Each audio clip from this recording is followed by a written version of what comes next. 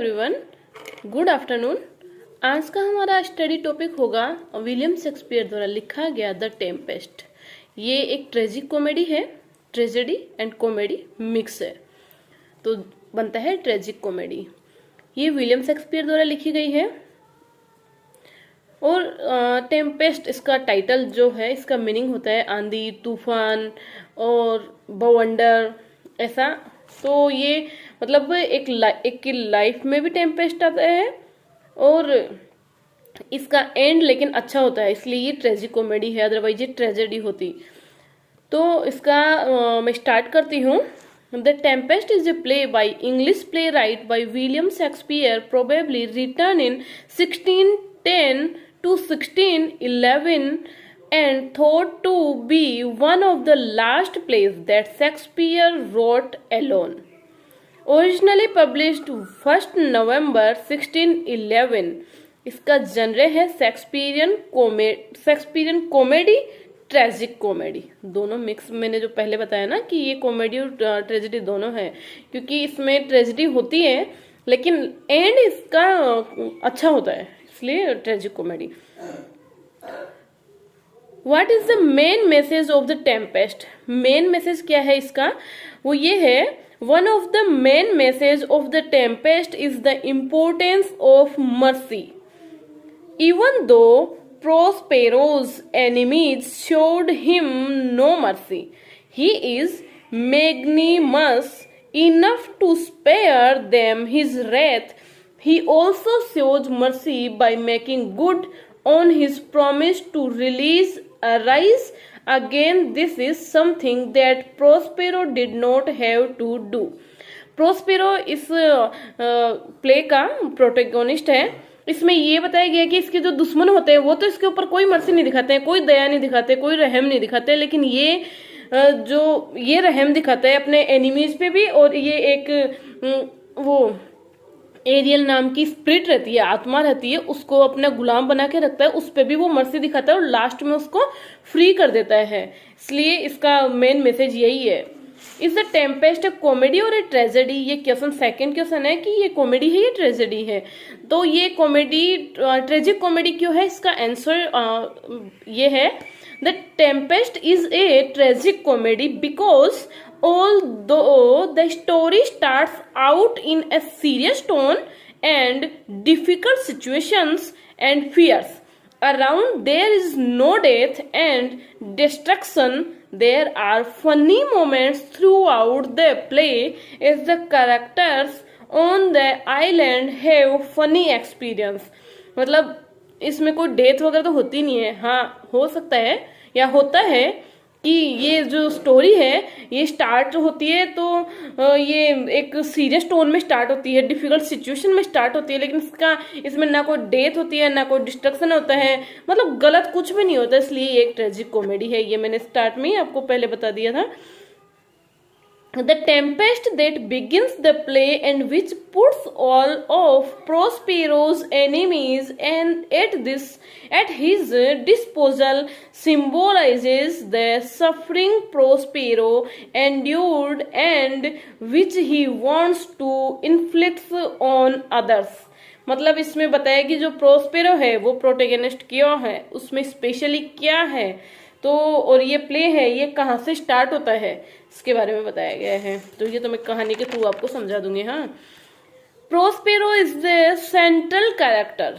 Prospero is the central character बताया मैंने आपको in the Tempest and all the action revolves around him. All the action revolves around him, मतलब जो ये story है ये प्रोस्पेरो के इधर उधर ही घूमती है, तो इसलिए ये प्रोटेगोनिस्ट हो जाता है। Using magic he is able to control the movements and all the actions of the others characters which allows him not only to be the central character but also the actual author of the plot of the play. पहले तो ये बताया कि ये central character क्यों है, and second ये भी बताया कि सेंट्रल कैरेक्टर होने के साथ साथ ये इस प्लॉट होता है ना, जो मतलब कहानी तो उसका ये ऑथर होने के लायक भी, एक्चुअल ऑथर होने के लायक है, क्योंकि सारी स्टोरी इसी पे बेस्ड होती है। ये मतलब अपना सब कुछ खो के भी महान बन जाता है, यही इसका बताया गया है। तो पहले इसका कैरेक्टर बता देती हूँ। प्रोस्पेरो जो प्रोटेगोनिस्ट है, मिरांडा इसकी बेटी है, एरियल एक आत्मा है जो प्रोस्पेरो अपना गुलाम बना के रखता है, और एक साइकोरेक्स एक चुड़ैल होती है। अब देखो, ये चीज तो मैंने पहले ही आपको बता दी है कि जो विलियम शेक्सपियर उसने मैजिक पे बहुत सारा लिखा है, डिसीट पे लिखा है, तो उसकी कहानी में यही देखने को मिलेगा। तो ये एक मैजिक, जादू टोना ऐसी वाली कहानी है जिसमें मैजिक होता है, जिसमें मतलब जादू टोना होता है, तो ये इसी पे बेस्ड है। इसीलिए इसमें चुड़ैल और वो क्या बोलते हैं स्प्रिट, इसका डिस्कस होता है। एक होता है कालीबन जो बेटा होता है इस चुड़ैल का, और ये नौकर रहता है प्रोस्पेरो का। और एंटोनियो होता है प्रोस्पेरो का भाई जो उससे धोखा करता है। और एलोन्सो नेपल्स का राजा रहता है। और एक फर्डिनांड होता है जो एलोन्सो का बेटा होता है। और सेबेस्टियन होता है एलोन्सो का भाई। ओके, ये इसके सारे कैरेक्टर है। अब स्टोरी के थ्रू आपको सारा समझ में आ जाएगा। तो स्टोरी का स्टार्ट ऐसे होता है कि एक शिप टूनिशिया नाम के सिटी से आता रहता है। तो उस टाइम पे मतलब एक बहुत भयंकर तूफान उठता है और ऐसा लगता है कि शायद सब मर जाएंगे, अभी कोई नहीं बचने वाला है। अब बात रही कि वो तूफान क्यों उठता है, तो इसमें प्रोस्पेरो क्या करता है, मिरांडा की एक खासियत रहती है, वो अपने पिता के अलावा आज तक किसी आदमी को नहीं देखती है, सिर्फ अपने पिता को ही देखती है आदमी के रूप में। और एरियल तो जो स्प्रिट रहती है, तो मिरांडा अपने फादर से कहती है कि इस तूफान को तुम्हें रोक देना चाहिए। अभी यहाँ मैजिक हो गया कि मिरांडा अपने फादर से कह रही है, इसका मतलब मिरांडा ने ही, प्रोस्पेरो ने ही वो तूफान उठाया था एराइल को बोल के, एराइल ही जाके वो उठाई थी।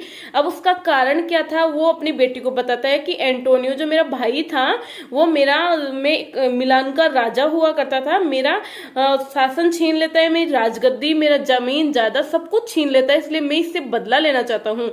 तो एरियल को वो बोलता है कि तुम ऐसा तूफान उठा दो कि मरे नहीं लेकिन उनमें कुछ बाकी भी नहीं रहे। तो एरियल ऐसा ही जादू टोना करती है और मतलब इतना भयंकर तूफान आता है कि वो मरते तो है नहीं लेकिन उनमें बाकी भी कुछ नहीं रहता, वो इतना खतरनाक तरीके से भयभीत हो जाते हैं।